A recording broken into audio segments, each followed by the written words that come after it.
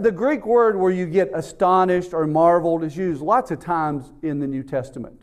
The people marveled, the people were amazed, that kind of thing. Did you realize in the New Testament there are only 2 times, only 2, where Jesus was astonished? Only 2. One of them is in this passage we're looking at, the beginning of verse 6. And he marveled because of their unbelief. Not a very good thing to have said about you, is it? Jesus is going to take a good hard look at your life. Matter of fact, let's just bring each of you individually up here to the front, and we're going to do an examination on behalf of the Lord of your life. And we're going to look for those key moments in your life where God would really be proud of you. Are we just going to have a list of things going on and on and on and on where, man, that was great, that was great. Living for the Lord. Or is it going to be, we're going to be flipping some pages here. You were pretty good right then. You were consistent for about a week there. Or would he make that statement about us? Would he marvel at our lack of faith?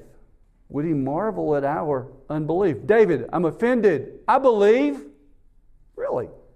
I think you do. I'm just going with the text here. Do you believe? Well, the fact that you're in a church building this morning is not an indication that you believe. The fact that you have a Bible is not an indication that you believe. James will talk about James 2, the relationship between faith and works. Not that we are earning our salvation. By no means is that true.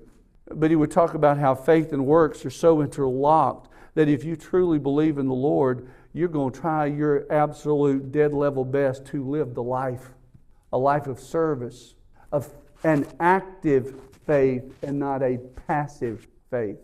Would he marvel at our unbelief? Now we're going to step outside Mark for a moment, and we're going to go back to the Gospel of Matthew, chapter 8. And in this case, it's a centurion. We're not talking here about a Jewish leader.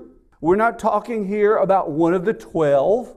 We're not talking about one of the early disciples. We are talking about someone who is an outsider, a Roman centurion, a military leader in the Roman army.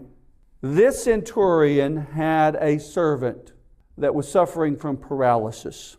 And the centurion came to Jesus, believing Jesus could heal his servant. Jesus said, I'm paraphrasing here, I'll go with you. And this guy said, please no. He said, I'm a man of authority. I have people that answer to me and so forth. I have people that look upon me with respect and honor and so forth. He said, Jesus, I am not worthy for you to come into my house. But if you say it, if you just simply say it, Lord, I know it's going to happen. Jesus heard that, and there it is. He marveled and said to those who followed, assuredly I say to you, I have not found such great faith, not even in Israel. An outsider. You know what the 3 largest religious groups in the United States? It's Catholicism. It's those that are unaffiliated with any religious group. You know what the 3rd largest group in the United States is right now religiously as far as quote-unquote Christians? Oh, the outsiders. They call themselves non-denominational. Do you know why so many of them are not comfortable with folks like you and me? They said, instead of being a church, we've become an institution. Instead of being the family of God, we've become corporations and NGOs. We've become more about the business of the church than the business of the Lord Jesus Christ.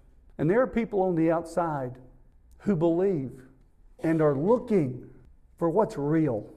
And you know where they're looking? They're looking in this book that we call the Bible.